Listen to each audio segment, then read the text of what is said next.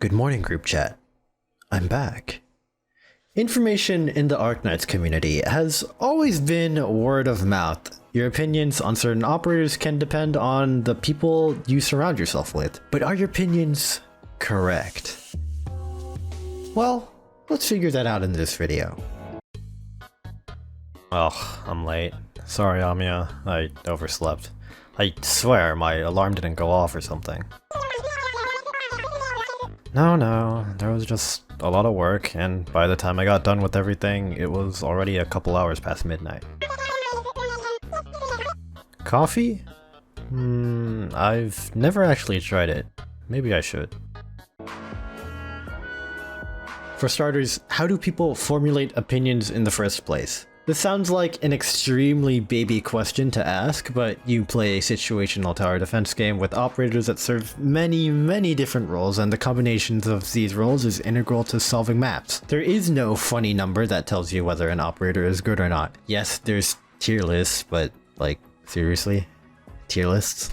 Also, tier lists don't really tell you what an operator does. Even worse, if you don't have the operator, or just haven't rated them, you can't test out their kit. So what you do is you look up the operator kit on a wiki, make your own judgment, and this is where things start to get sticky. Every player plays Arknights differently, and this means every player prioritizes niches differently, so not everyone values these roles the same. For example, I'm not gonna value Thorns or Mountain as much as a general content player, and that just comes from me doing a lot of more high risk and challenge runs that don't require these general content ops. Everyone will have different evaluations of operators based on how they play the game, so ultimately you get a cesspool of different opinions on an operator that can range from absolute garbage to the next shelter killer? And this is exactly why misinformation in Arknights is hard to disprove. Is Mostima with her level 3 module a crowd control god or a one-trick pony? How good is Exu if you have to use buffers and debuffers to get her to sicko mode? Especially when giving advice to new players, it's easy to under or overrate operators if you don't have experience using them, and even if you do have experience, you could be using them a certain way that makes your judgment biased. You lack the evidence to actually back up your argument, and you might want to look up showcases to have actual evidence, but the showcase channels on YouTube are, to put it the nicest way, most showcase channels are actually just fashion runways to show off the video and sound effects of an operator's skills rather than showcase their kit. So what do? The answer is simple. Arknights! This site is a collection of Arknights records for every stage, featuring different categories such as casters only, Casimir's only, E0 only, and so on. Say you wanna, I don't know, look at the records for Vanguard Knights WD EX8 challenge mode for no particular reason. Wow!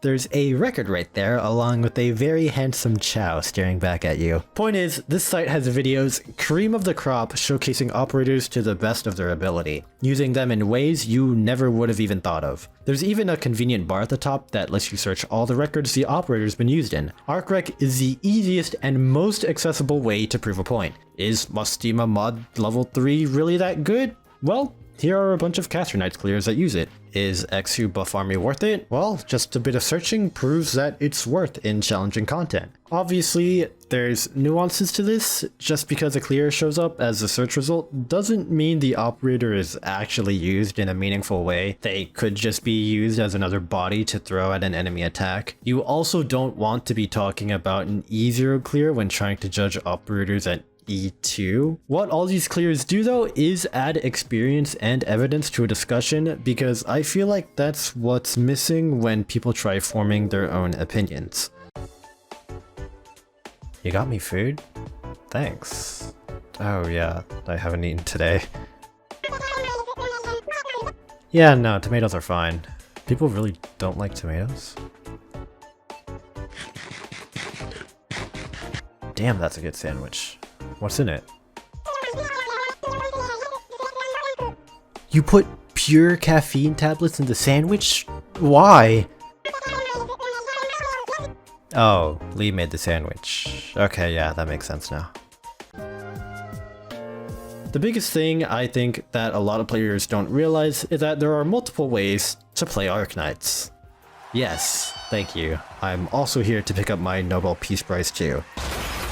The AK community's #1 slogan that people love shoving down your throat is waifu over meta, which should hold the sentiment of go build whoever you want. But ironically, there's a lot of people who take this idea to the extreme, to the point where the original idea loses its meaning. Waifu extremists. I know it's weird to think about, but let me explain. The Arknights community stands this slogan so hard that casual players for some reason look down on hardcore gameplay players for complaining about the niche aspects of gameplay that HG could potentially be ruining. When criticizing operators like a certain blue woman, it wouldn't be the first time I've seen comments like, "It's just a side game, you don't have to take it that seriously," and "the game is a single-player PvE game, who cares?" Everyone makes fun of the so-called meta slaves for constantly arguing with people trying to dictate how everyone else plays the game, but no one recognizes that there are casual players trying to force their casual mentality on high-end gameplay players to play the game in a more casual manner. For some reason though, the casual side seems to automatically get the moral high ground because it's promoting freedom of choice, despite,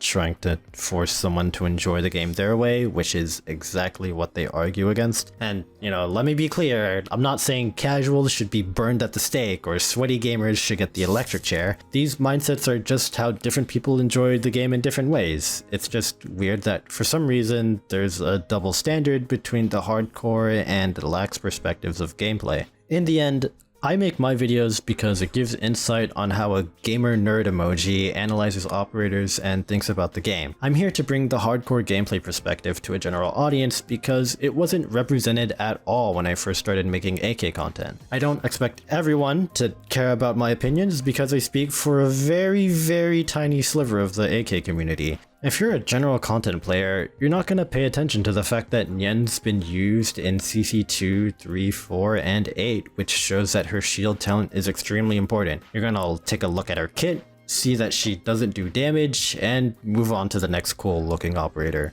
And hey, even if you're a casual and simply don't care about what I say, that's cool with me. All I ask is that you understand where I'm coming from.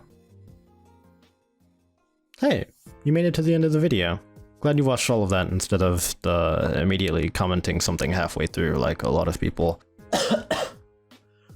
A small announcement I'd like to make is that Longman Dragon's CC8 Niche Nights competition is out, so if you want a chance at winning a monthly card or a monthly headhunt, then check out that channel for the details. Anyways, thanks for watching. Thanks for the sandwich, Hamia. It actually helped me power through all the work I had to get done today. Yeah, just make sure to close up when you're done. Anyways, I'm heading to bed. I can't sleep.